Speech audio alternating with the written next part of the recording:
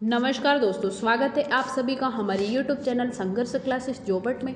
तो आज हम लेकर आए हैं साइंस जी के टॉप 25 क्वेश्चन जो सभी एग्जाम के लिए बहुत ही इम्पोर्टेंट है। तो दोस्तों इस वीडियो के लास्ट तक बने रहे क्योंकि इस वीडियो में हम बहुत ही इम्पोर्टेंट वाले प्रश्न करने वाले हैं।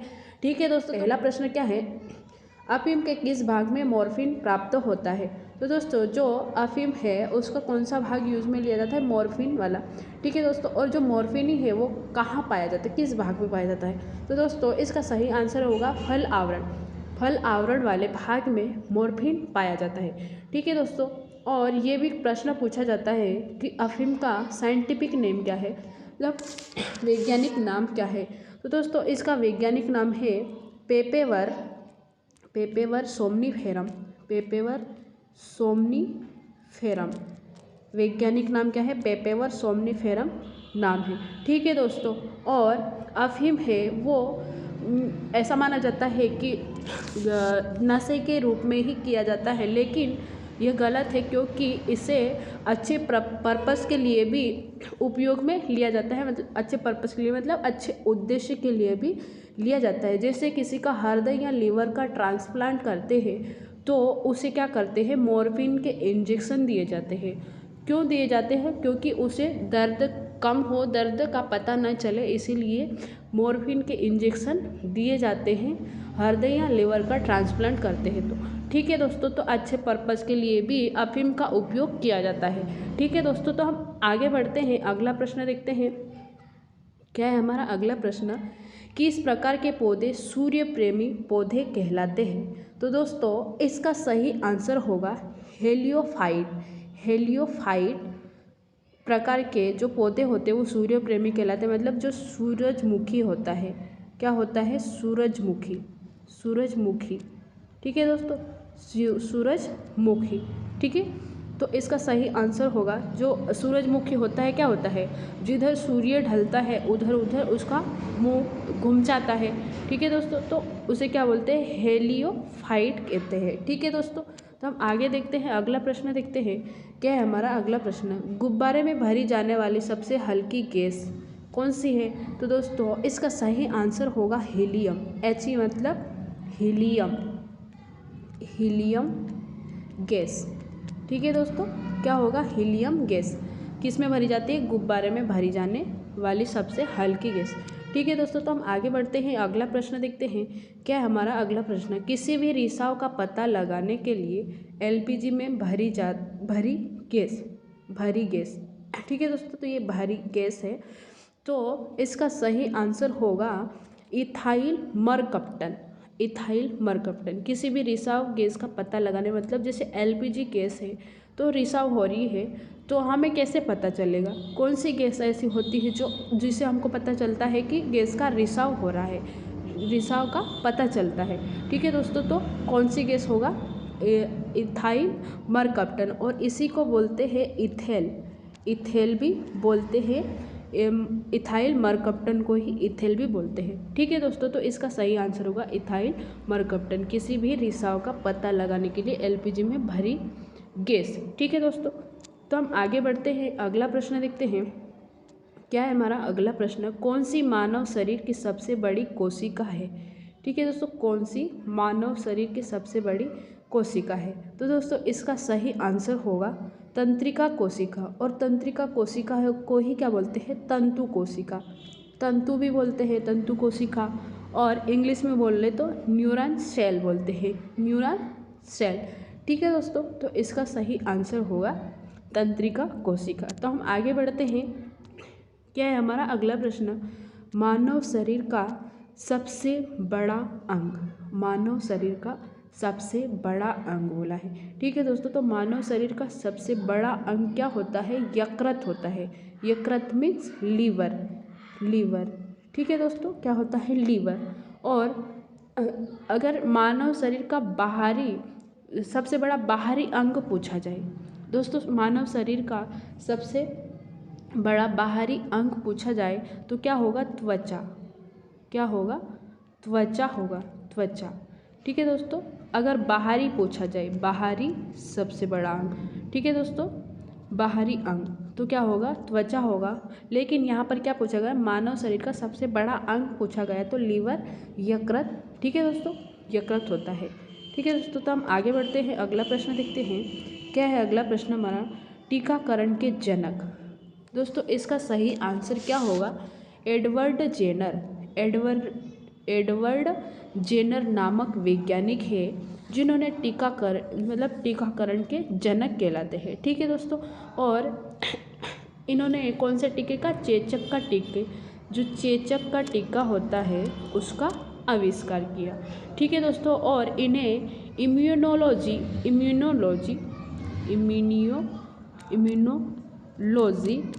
के पिता भी कहा जाता है। इम्यूनोलॉजी के पिता भी कहा जाता है किसे, एडवर्ड जेनर को। और कौन से टीके का आविष्कार किया था, चेचक टीके का। ठीक है दोस्तों, तो हम आगे बढ़ते हैं, अगला प्रश्न देखते हैं। अगला प्रश्न क्या है हमारा, आवर्त सारणी का सबसे कठोर तत्व है। तो दोस्तों इसका सही आंसर होगा हीरा।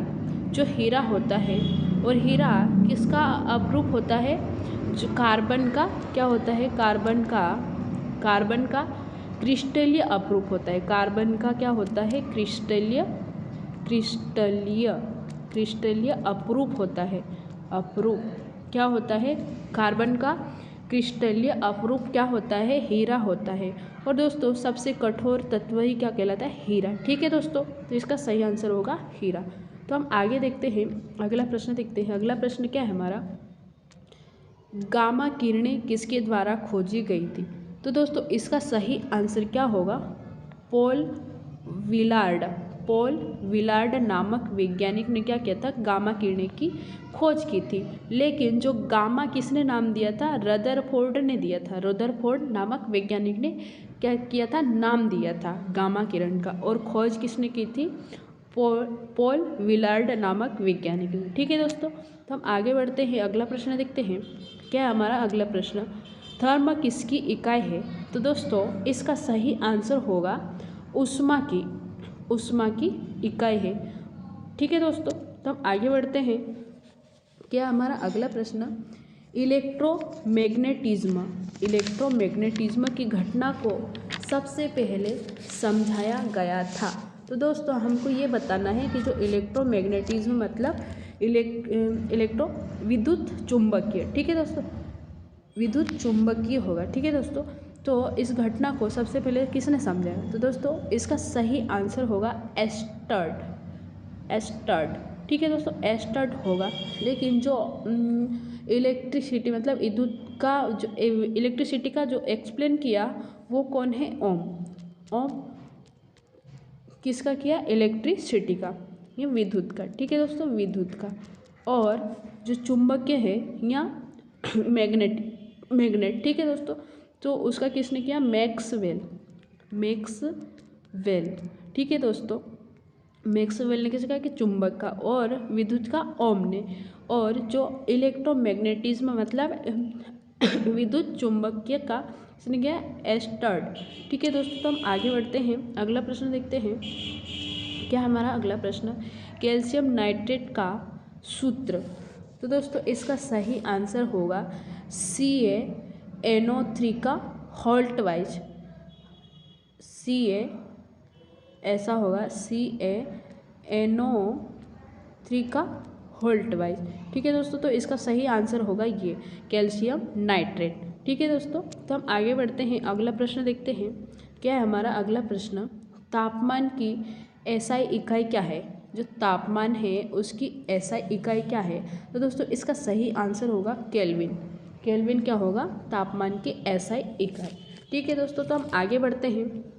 क्या है हमारा अगला प्रश्न, जंतु कोशिका के किस हिस्से को पावर हाउस कहा जाता है। तो दोस्तों इसका सही आंसर होगा माइटोकॉन्ड्रिया को कोशिका के किस हिस्से को पावर हाउस कहा जाता है। तो दोस्तों माइटोकॉन्ड्रिया होगा। ठीक है दोस्तों, तो हम आगे बढ़ते हैं, अगला प्रश्न देखते हैं। क्या है हमारा अगला प्रश्न, मानव शरीर में विटामिन A को कहाँ संग्रहित किया जाता है। तो दोस्तों इसका सही आंसर होगा जिगर लीवर। ठीक है दोस्तों, यकृत को ही क्या कहते हैं, लीवर। ठीक है दोस्तों, तो इसका सही आंसर होगा लीवर में, जो मानव शरीर में विटामिन A जो विटामिन ए होता है उसको संग्रहित करके कहाँ रखा जाता है, संग्रहित कहाँ किया जाता है, तो यकृत में किया जाता है, लीवर में किया जाता है। ठीक है दोस्तों, तो हम आगे बढ़ते हैं, अगला प्रश्न देखते हैं। क्या है हमारा अगला प्रश्न, चुंबकीय फ्लक्स का मात्रक क्या होता है। तो दोस्तों चुंबकीय फ्लक्स मतलब मैग्नेटिक फ्लक्स। ठीक है दोस्तों, तो इसका सही आंसर क्या होगा, वेबर होगा। ठीक है दोस्तों, तो हम आगे बढ़ते हैं, अगला प्रश्न देखते हैं। क्या है हमारा अगला प्रश्न, नाभिक की त्रिज्या किस इकाई में मापा जाता है। तो दोस्तों इसका सही आंसर होगा फर्मी। ठीक है दोस्तों, फर्मी होगा। फर्मी में क्या मापा जाता है, नाभिक की त्रिज्या को। ठीक है दोस्तों, और एक फर्मी बराबर कितना होता है, एक फर्मी बराबर 10⁻⁻15 मीटर होता है। ठीक है दोस्तों, 10⁻⁻15 मीटर होता है एक फर्मी बराबर। ठीक है दोस्तों, तो हम आगे देखते हैं अगला प्रश्न।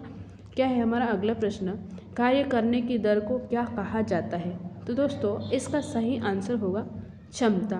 कार्य करने की दर को क्षमता कहा जाता है। ठीक है दोस्तों, तो हम आगे बढ़ते हैं, अगला प्रश्न देखते हैं। क्या है, किलोवाट घंटा किसकी इकाई है। तो दोस्तों इसका सही आंसर होगा क्षमता। ठीक है दोस्तों, तो हम आगे बढ़ते हैं, अगला प्रश्न देखते हैं। क्या है अगला प्रश्न हमारा, प्रकाश द्वारा एक वर्ष में चली गई दूरी को क्या कहते हैं। ठीक है दोस्तों, तो इसका सही आंसर होगा प्रकाश वर्ष। प्रकाश द्वारा एक वर्ष में चली गई दूरी को प्रकाश वर्ष कहते हैं। ठीक है दोस्तों, तो हम आगे बढ़ते हैं। क्या है हमारा अगला प्रश्न, विद्युत चालकता की इकाई क्या होती है। तो दोस्तों इसका सही आंसर होगा मो। क्या होता है, मो। ठीक है दोस्तों, mH, मो।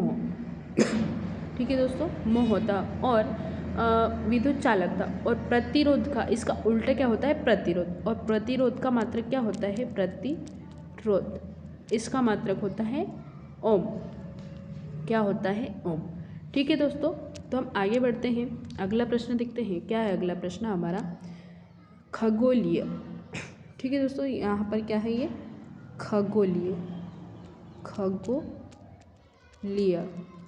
खगोलीय दूरी को किस इकाई में मापा जाता है। तो दोस्तों इसका सही आंसर होगा पारसेक। पारसेक क्या है, सबसे बड़ी दूरी नापने की इकाई है पारसेक। ठीक है दोस्तों, तो खगोलीय। ठीक है दोस्तों, तो हम आगे बढ़ते हैं, अगला प्रश्न देखते हैं। अगला प्रश्न क्या है हमारा, अगला प्रश्न है हमारा कि इनमें से किसकी उच्चतम प्रतिरोधकता होती है। प्रतिरोधकता सबसे ज़्यादा किस में होती है। तो दोस्तों इसका सही आंसर होगा जो जर्मेनियम होता है उसमें प्रतिरोधकता सबसे अधिक होती है। ठीक है दोस्तों, तो हम आगे बढ़ते हैं, अगला प्रश्न देखते हैं। क्या है हमारा अगला प्रश्न, निम्न में से किसकी निम्नतम प्रतिरोधकता होती है। तो दोस्तों इसका सही आंसर होगा चांदी। चांदी क्या होता है, सबसे अच्छा क्या होता है, सबसे अच्छा चालक होता है, चालक। ठीक है दोस्तों, चालकता होती है किसमें, चांदी में। ठीक है दोस्तों, तो हमारा सही आंसर होगा चांदी। और उच्चतम प्रतिरोधकता तो किस में होती है, जर्मेनियम में होती है। और उच्चतम प्रतिरोधकता मतलब किस में होती है, चांदी में होती है। ठीक है दोस्तों, तो हम आगे बढ़ते हैं, अगला प्रश्न देखते हैं। अगला प्रश्न क्या है हमारा, इस वीडियो का यह लास्ट प्रश्न है। तो दोस्तों इसका आंसर आपको कमेंट बॉक्स में बताना है कि एक्सरे का आविष्कार किसने किया था। तो दोस्तों इसका सही आंसर क्या होगा आपको कमेंट करके कमेंट बॉक्स में बताना है। और कल का जो प्रश्न था, क्या था हमारा प्रश्न, लास्ट वाला प्रश्न, कि लोलक का आवर्तकाल किस पर निर्भर करता है। तो दोस्तों इसका सही आंसर होगा लंबाई के ऊपर निर्भर करता है। ठीक है दोस्तों, तो इसका सही आंसर ये वाला होगा, लंबाई के ऊपर करता है लोलक का आवर्तकाल। ठीक है दोस्तों, तो वीडियो कैसा लगा कमेंट करके बताएं और वीडियो को लाइक करें तथा चैनल को अभी तक सब्सक्राइब नहीं किया है तो सब्सक्राइब करें। धन्यवाद।